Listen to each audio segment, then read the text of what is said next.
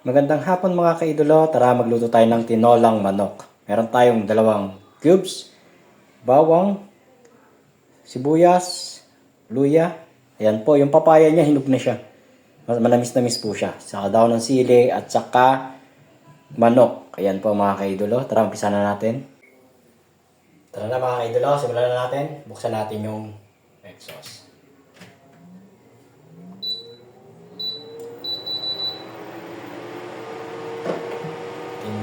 Tinolang manok. Konti lang mantika natin mga kaidolo. Konti lang.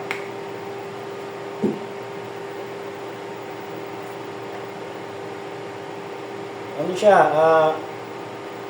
Kaidolo, pwede ba yung yung tinola na may kamatis? Comment nyo nga kung pwede. Kasi may kamatis pa ako dyan. Nag-aalangan ako na baka hindi pwede. Pwede kaya yun? Tinola na may kamatis. Ano nyo para sa susunod na pag tinola ko, maglalagay ako ng kamatis. Lagyan po natin ng luya. Ilagay na natin yung luya natin. Pampawala ng lansa ng manok. Pero tingin ko mga kaidolo, no? Pwede siguro yun. Yung tinolang with kamatis. Tingnan nyo mga kaidolo. Ang tinola natin ngayon ay matamis-tamis. Kasi dahil dyan sa papaya. Sarap siya mga kaidolo.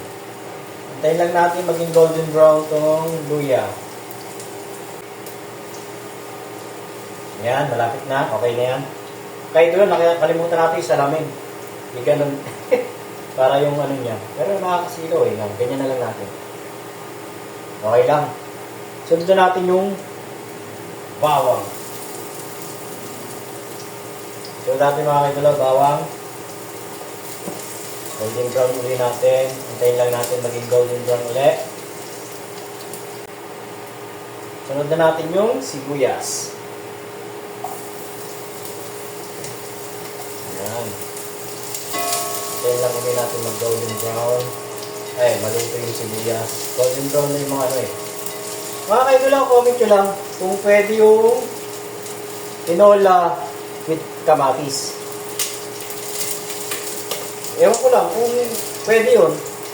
Yung mga, talaga, yung mga nakakalang magluto, paki-comment lang po kung pwede para gawin natin sa susunod na linggo.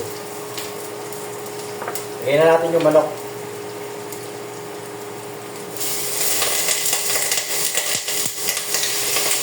Nakakapag siya, nanakalsik. Nanakalsik siya mga kaidolo. Sangkot siya natin siya sa sarili niyang katas. Takpan natin mga kaidolo. Kuha tayo ng takip.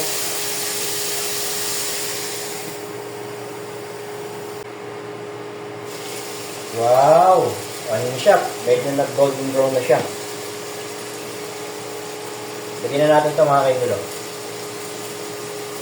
Para sumama siya sa Ayan. Tapos, lagyan natin ng tubig.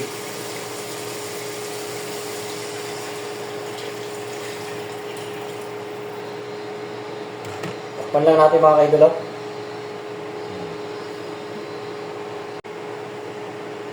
Wow! Lagyan na natin yung nor cubes. Dalawa.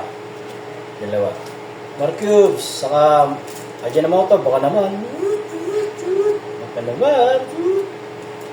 Lagyan na natin. Isa. Dalawa. Lagyan natin ng Ajinomoto. Baka naman.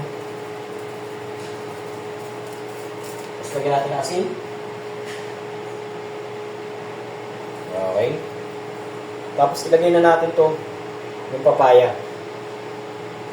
Ilagay na natin. Para pag ng nor cubes, kasama siyang sipsipin yung katas. Pa natin. Bango. Sunod natin tong daon ng sili. Lagyan na natin mga kaidolo. Tapos takpan lang po natin. Ngayon natin kung okay na yung timpla. Sarap! Diyan mo maano sa usok. Diyan mo malalaman kung masarap yung luto mo. Sarap. Ano siya, manamis-namis yung sabaw nyo. Tapos sarap. Sarap niya, malasa. Okay, mga kaidolo. Tinolang manok. Ayan po, mga kaidolo. Ano na siya? Okay na siya. Masarap po siya, mga kaidolo.